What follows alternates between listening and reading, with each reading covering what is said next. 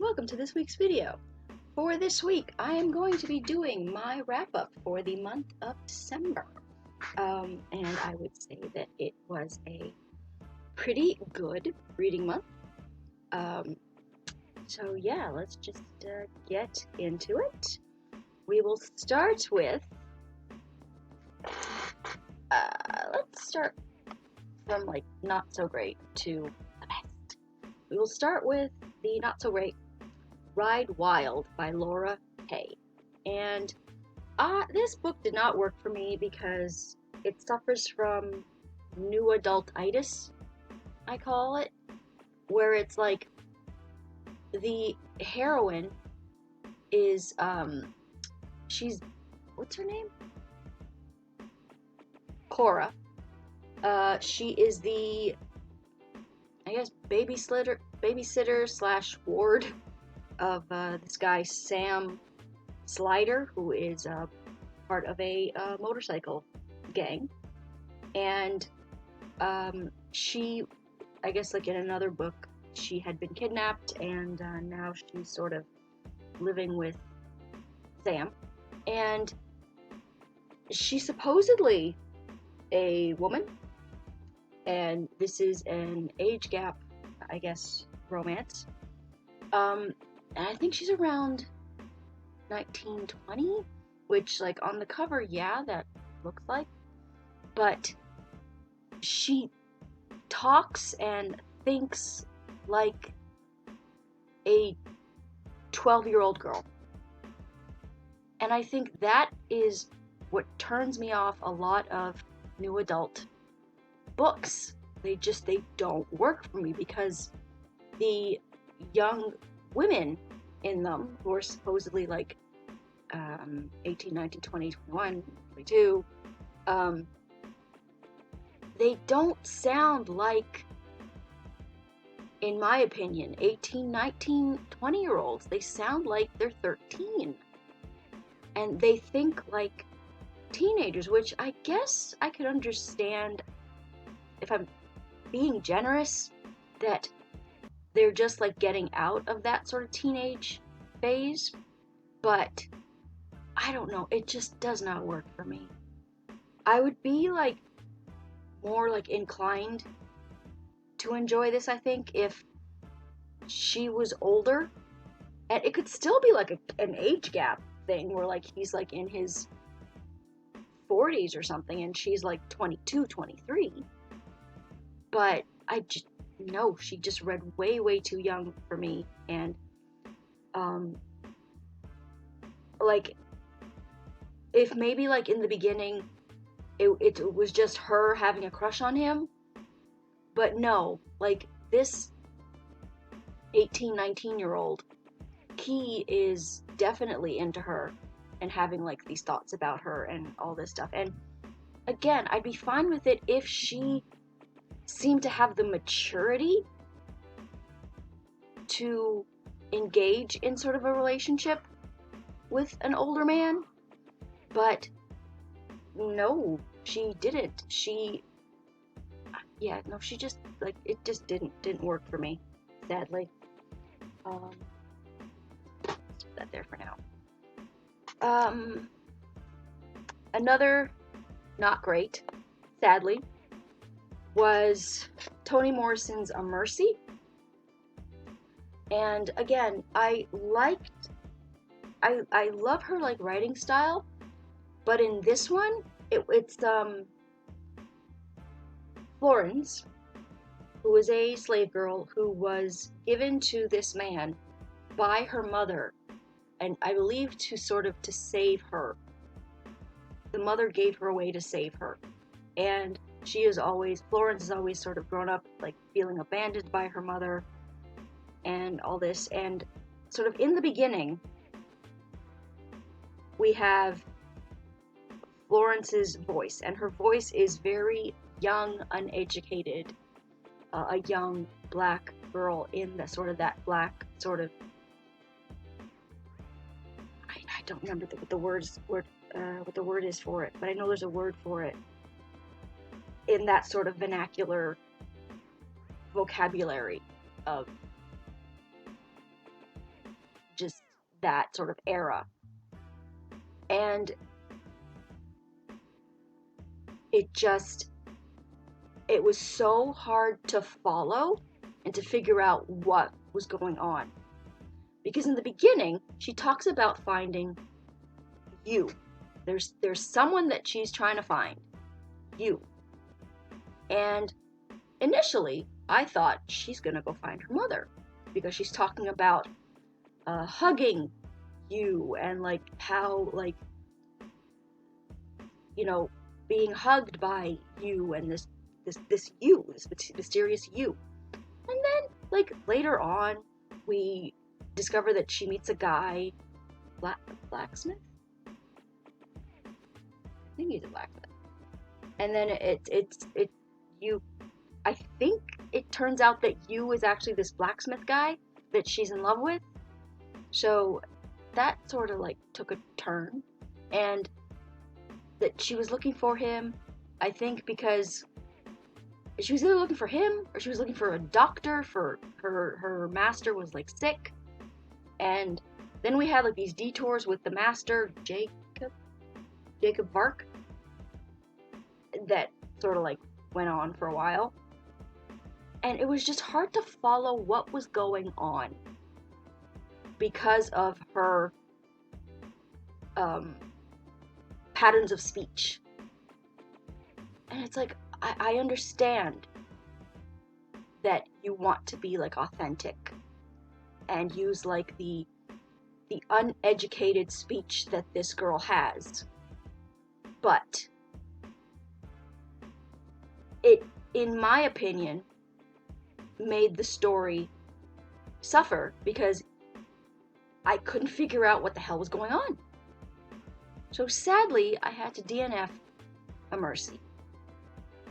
That made me sad because I want to keep trying Toni Morrison because for the most part, I love her writing voice, but just her, the way that she used her writing voice in this one did not work for me. Then we had Breakfast in Bed, which sadly also did not work for me.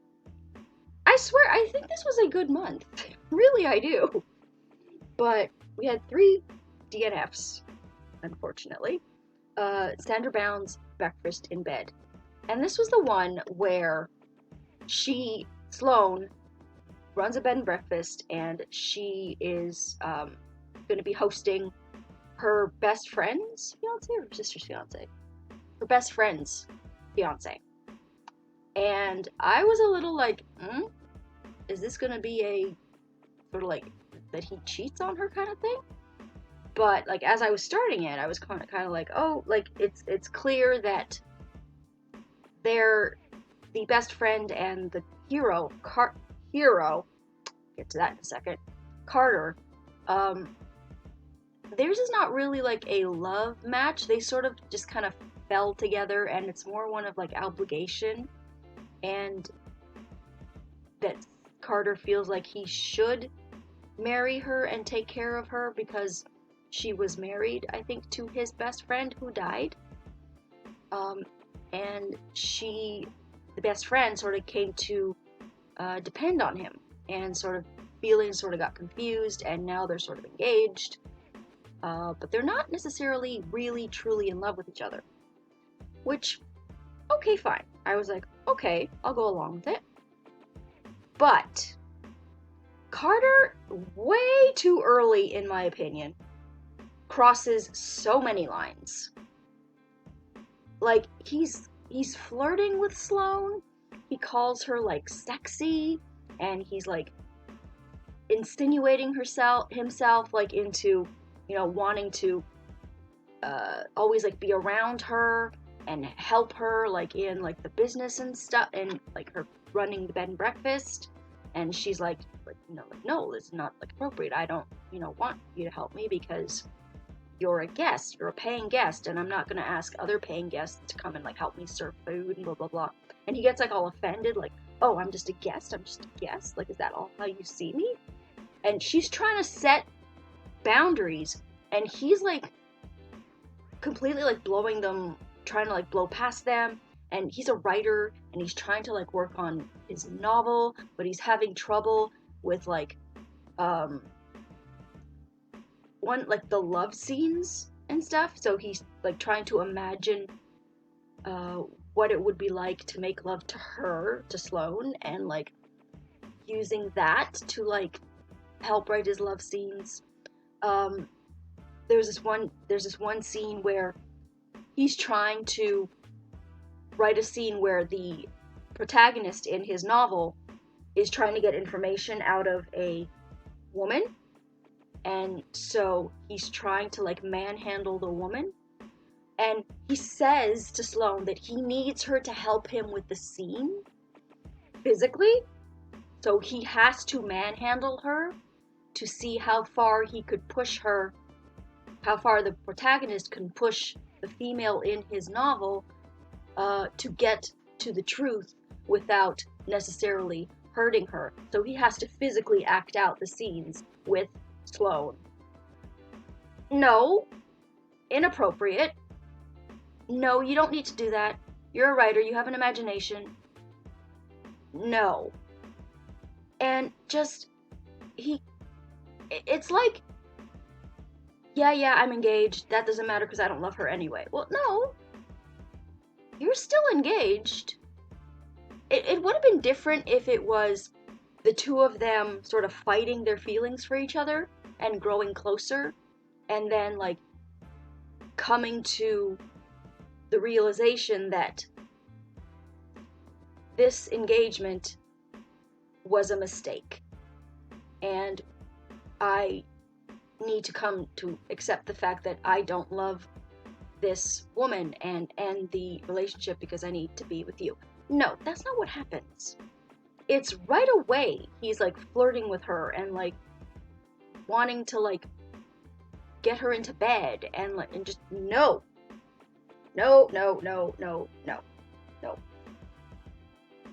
Sadly, because Sandra Brown, I'm not so much for her like more current stuff because it's more towards suspense and less towards the romance. I like her usually I like her earlier romance stuff. So I was looking forward to reading that one, and it just did not work for me. No.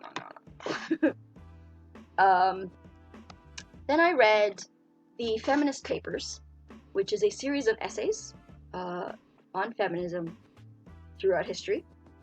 And there were some that I liked and some not so much. I think one of my favorites was there's Abigail Adams, who was the wife of President John Adams of the United States. I liked hers. I think my favorite was one on marriage, that I think a guy named Fred Angle, like there was Judith Sargent, I think, who was it her that did the no, Margaret Sanger, who did the one on birth control. Loved that one. Oh my goodness, that was so just heartbreaking and intense. And there was one on marriage. I think it was by a male, actually. The Origin of the Family by Friedrich Engels. Loved it so much. And yeah, so there's definitely good sort of like gems in here. So I would definitely recommend. And it spans like I said, it's throughout history, so it spans like the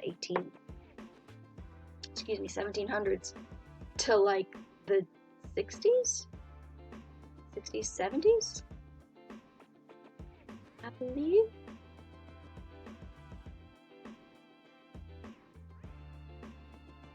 But yeah, so Highly, highly recommend.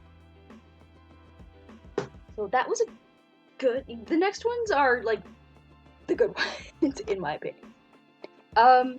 I read a little book of poetry that I've had for forever, and I would just like sort of dip in and out of it, like every once in a while. And but I finally like sat down and finished it, like I like read it like cover to cover, and it's a book of poetry of Keats's poetry, and I annotated it because there are like beautiful lines in here. Some of it was a little harder to follow than some of it just like went over my head, but some of it I loved, especially there's a love story in here, a tragic love story about something about the basil pots.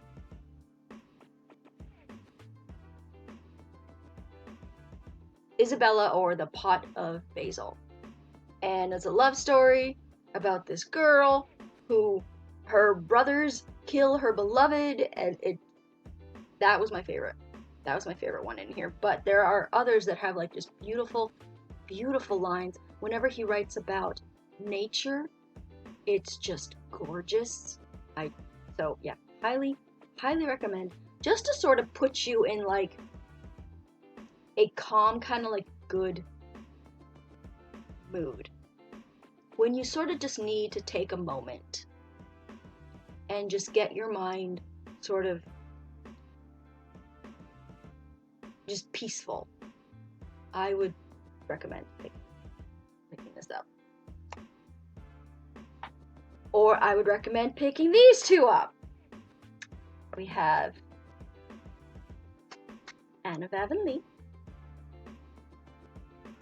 by Lucy Maud Montgomery, which is the second book in the Anne of Green Gables series, and it follows Anne's teenage years, mostly, from like I think 15, 16 to about like 18. And she goes to a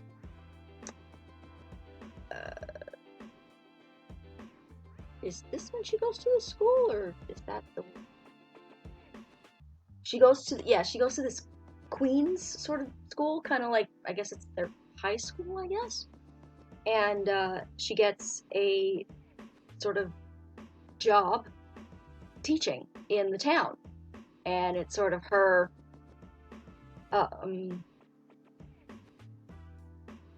her dealing with life as a very young teacher in her town, and dealing with the students, and some are nice students and some are not so nice students. And there's this little boy named Paul Irving who like lost his mother, and he is like the preciousest freaking thing. And there's like the subplot that I absolutely fell in love with him, and there's this old maid who's not really like that old, but she's not married and she's past 20. Miss Lavender, who had been engaged, but there was a fight and stubbornness, and so the guy left and got married, and he had a child, Paul.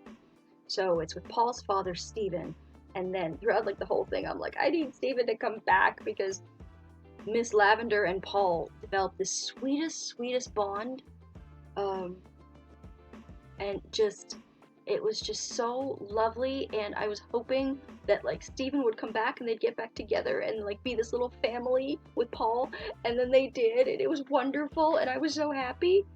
And Marilla ends up adopting these two kids, Davy and Dora, now that like Anne is sort of not really, like she's like growing up and she's about to like leave for college. And she starts noticing, well, Gilbert has been a smitten little puppy for her since like book 1, and it's sort of developing a little more now.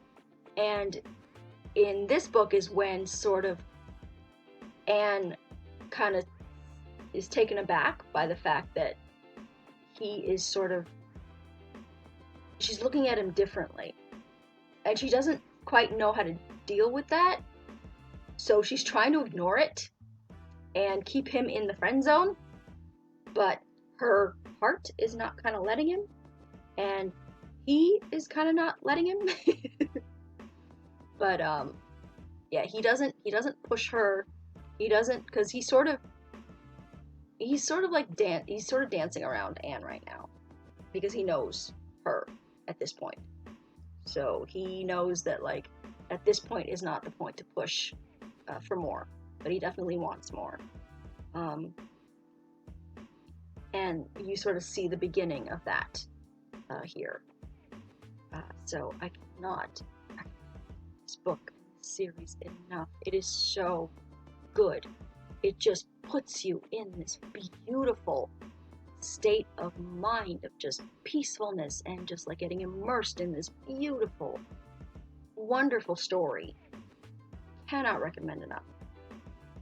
And what will probably be one of my best books of the year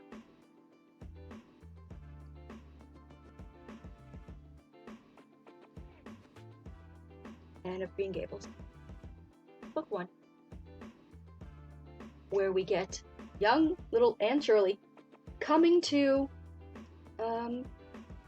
live with Marilla and Matthew after a mistake where the brother and sister were supposed to adopt a boy, and whoops-a-daisy, a girl ends up showing up instead, and they decide to keep her.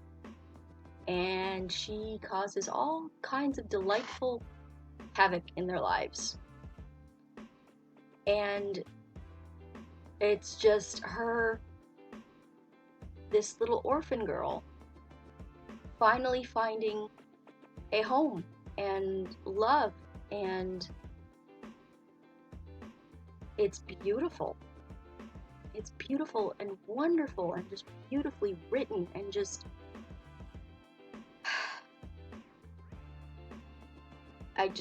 I cannot say enough good things about this book, this series, this author. I want to gobble up everything she has ever written, because her writing style is just perfection.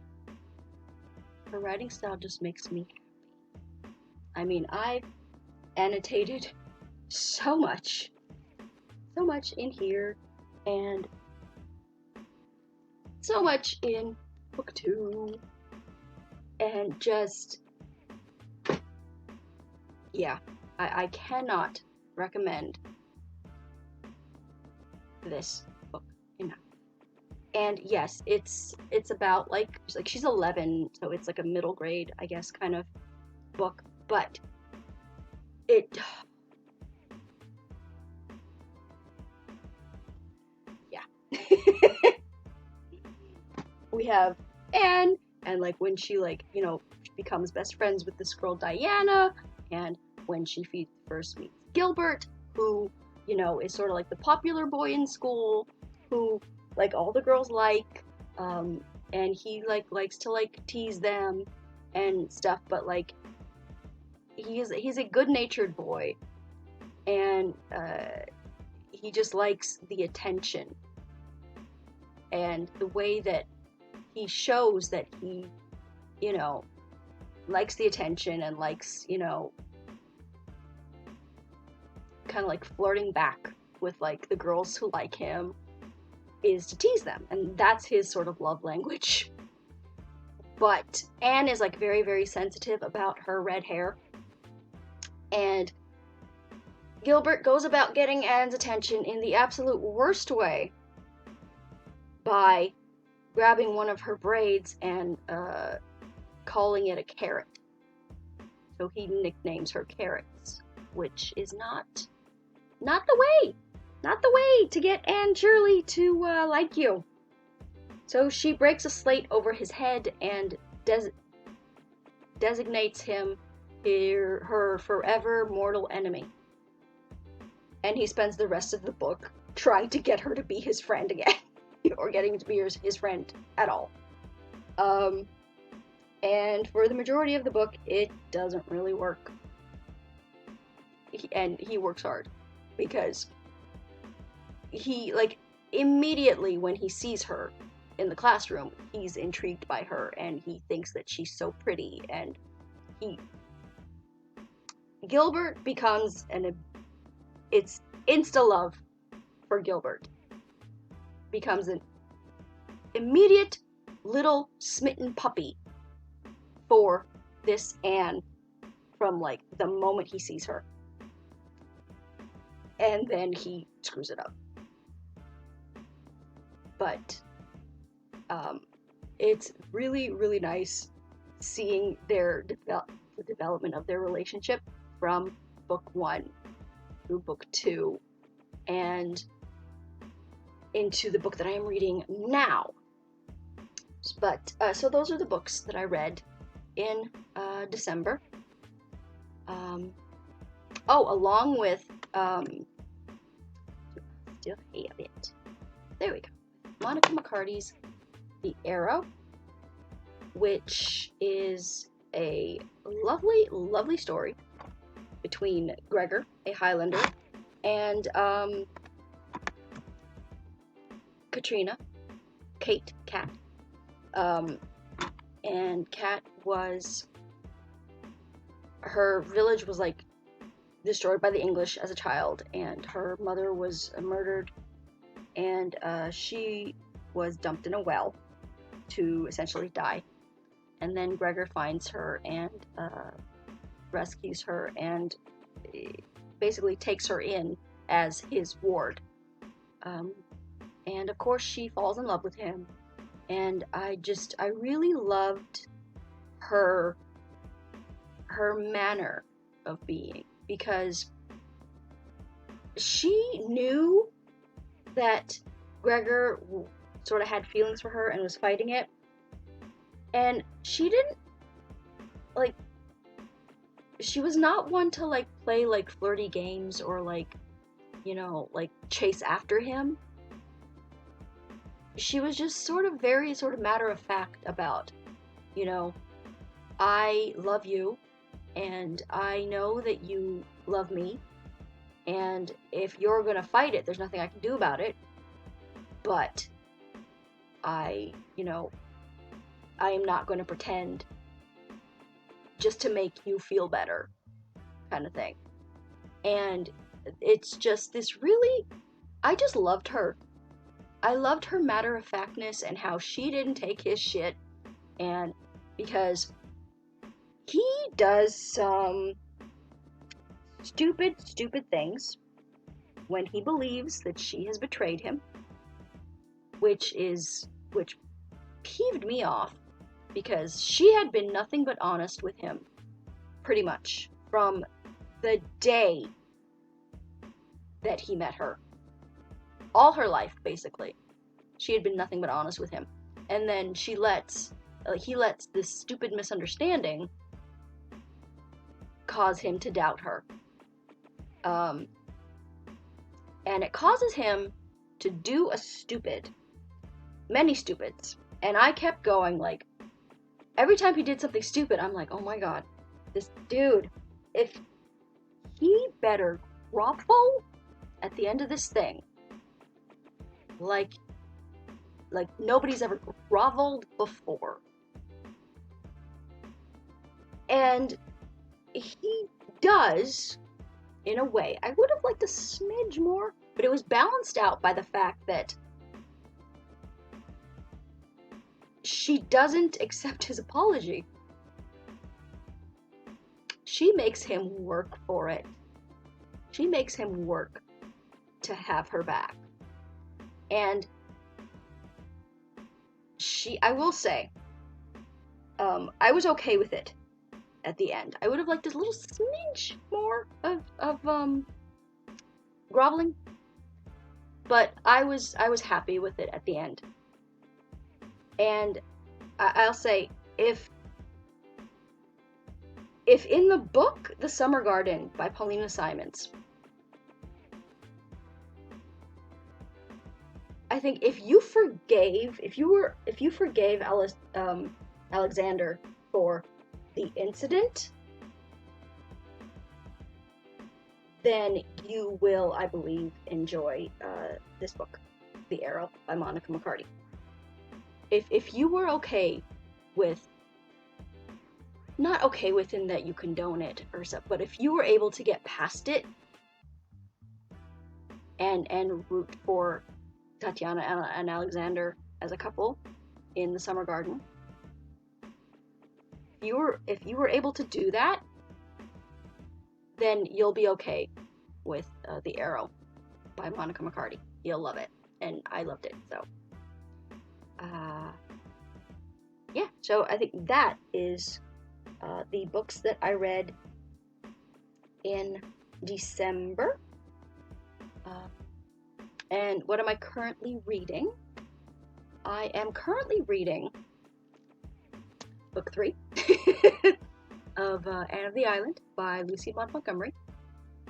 Starting to annotate that and absolutely loving it. We have Anne in college in Redmond College, Redmond University. The school's name is Redmond, and she's there with this girl Priscilla and Gilbert, and that is developing a little bit very much lovely.